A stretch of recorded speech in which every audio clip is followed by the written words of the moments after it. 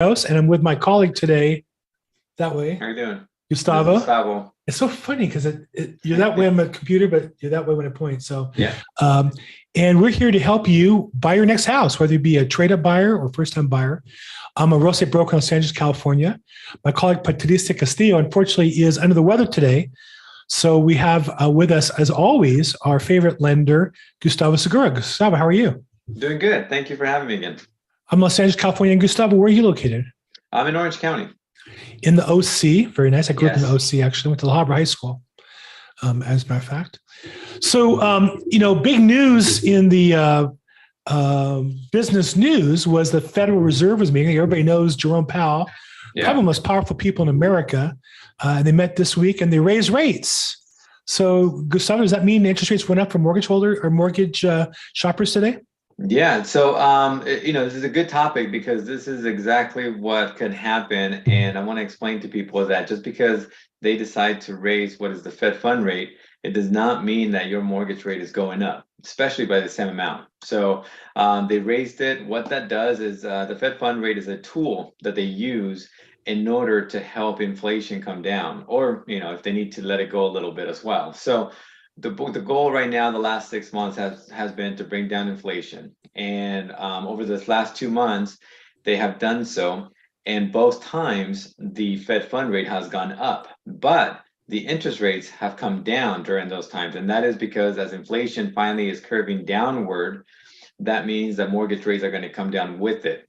So this is a perfect scenario where don't follow the wrong metric, the wrong index, which is the Fed fund rate. So just because you hear in the news that the Fed fund rate is going up 50 basis points, it does not mean that your mortgage rates are going up. It's actually the opposite. We follow the inflation trend. So inflation's coming down, the mortgage rates will follow. And we actually had a very good day yesterday and today because of that. Yeah, I think it's counterintuitive. But if you think about it, the Yeah. Fed is trying to reduce inflation in the long run. And the companies who are lending money for mortgages, they're going to have to hold that money maybe for 15, 20, 30 years. So if they're worried about inflation going up in the long run, they want a higher rate. Even though in the short run rates are higher, they feel like that's going to cause inflation to go down in the long run. And so those rates come down. So it's interesting that some of the short-term rates are higher than the long-term rates. That's called an inverted yield curve, Right. which should be the other way around. The longer you hold something, normally you get the better return. But it's the other way around right now because of the risk of the economy. Exactly. You don't want to put your money in that long term because you don't know what's going to happen. So, Right. they don't want to do that. So, but yeah, so we're seeing some great rates here in the last 2 days, especially here on the wholesale side. Pretty much every type of loan right now, conventional, FHA, VA, USDA loans, they're all under 6% Oh, on the wow. wholesale side. So, Oh, wow. so definitely take a look, shop around. FHA is closer to 5%, and so is VA. So those are great government programs with great flexibility to help a home buyer. It gets you into that low down payment, even 0% for VA, and it keeps you in that low rate as well, a little bit, making it more affordable. So you can see the chart here showing that since November 1st, rates have come down, pretty consistently. Doesn't mean they're going to continue to go down that way. Could mean that. We don't know. But it means it has. I think it's really important to be careful not to assume the future based on the past. But certainly it's made life a little easier. We had a few weeks ago, lenders really concerned about rate locks expiring. And now some of those deals got bailed out, I think, because of the lower rates, right? Yeah, exactly.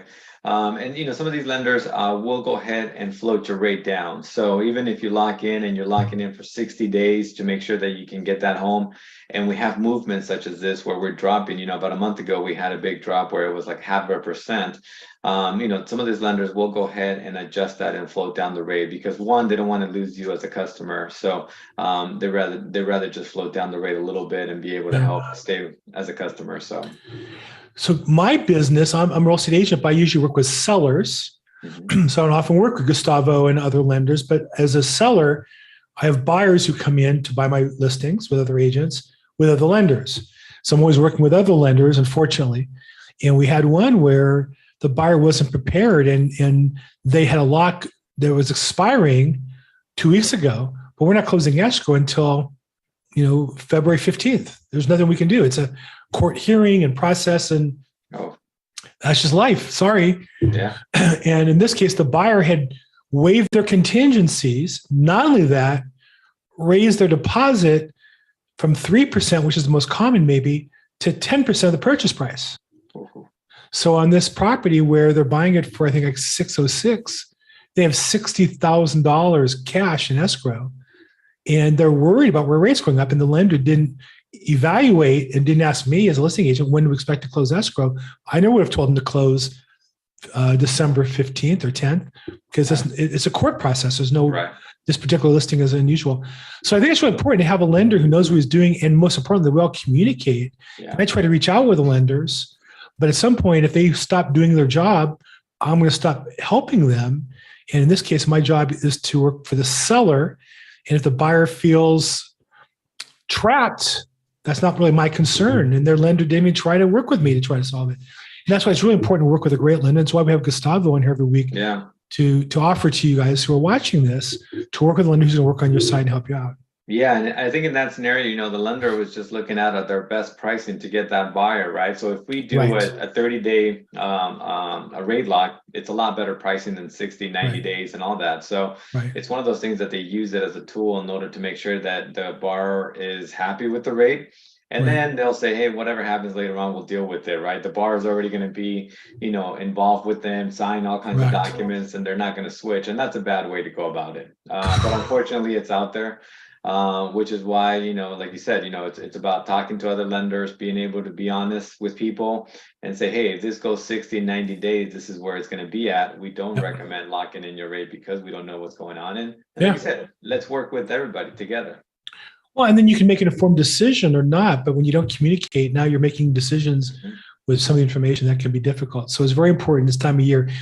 Also, I think the other issue is that some people just aren't working much this time of year. I know for me, I'm working every business day the rest of the year, but there are people who aren't. And so you need to find out from your lender and communicate those things. Are you working? Are you not working? Is it going to take longer? Do we need to build an extra time? Is your staff working? Is your funders working? Your doc people? And so make sure you communicate these things, because people are tired to take time off. Let's just talk about it so we all know what's going on and can act appropriately. Right. Yeah. And there's a lot of technology nowadays too, which, we're on our phones and this thing has everything, so there's every lender that I have and that I use. I have a portal and I can get anything I need wherever I'm at. So it's I always carry my iPad and my cell phone.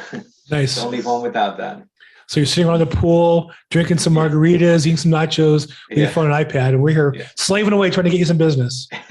There you go. I remember there's a famous mortgage software program when I was in the mortgage business, and it had a picture of a loan officer with his notebook computer on a diving board, I think, at a swimming pool with his feet in the pool.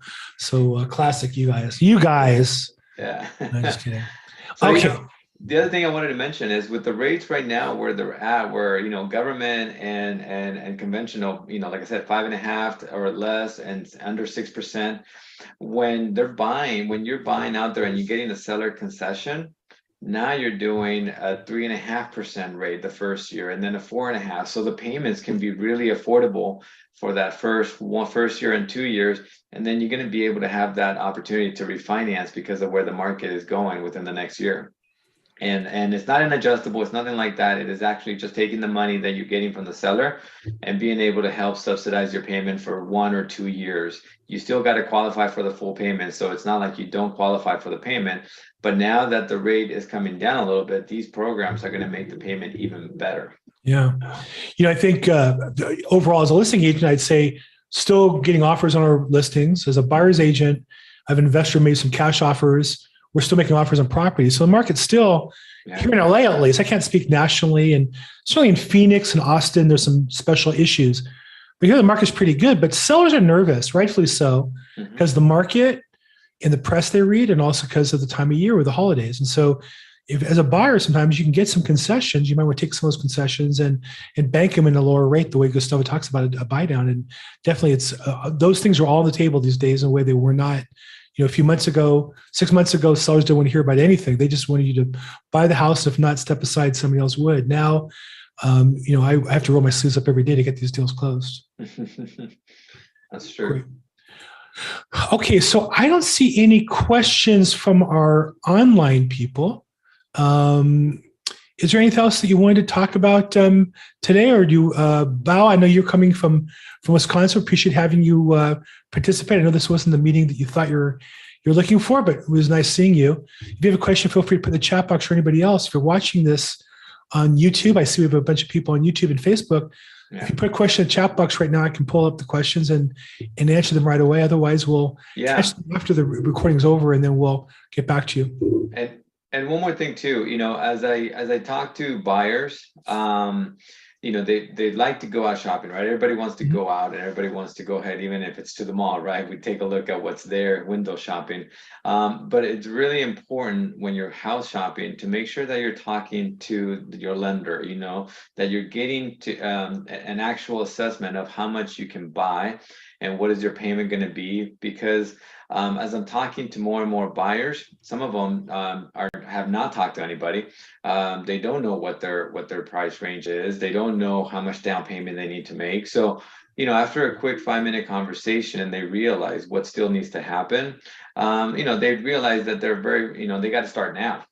So, before you go out there, definitely reach out, talk to someone, start getting that process going, because it's going to be very useful when you come across that house that you fall in love with. And next thing you know, you need to put a quick offer in there, right? You don't want to start getting documents. Yeah, you don't want to start digging through like, where's my tax returns? Go through the closet, all that kind of stuff. You want to make sure you're ready so that when you go out there, you come across that unexpected house, you're ready to go. So on that topic, Gustavo Bao asks, I'm new to buying. What's the best way to approach a lender? Or rather, how do I find a lender who can help? Now, obviously, one answer, Bao, is Gustavo is glad to help. Like him.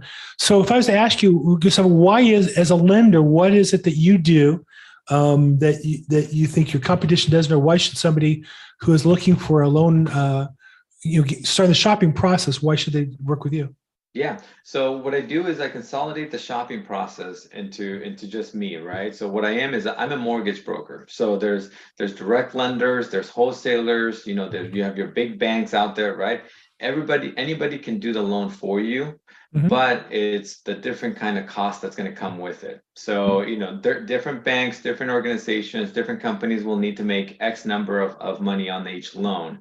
As a wholesale broker and as an independent broker, I can help lower those rates, lower those fees, and shop around with very lenders. So I can go out there, take a look at what the market, speed up that process for you so that you don't have to call them each time. Because when you're calling a lender, first thing they're going to do is try to get your social security number and pull your credit. They want to know if you're qualified or not.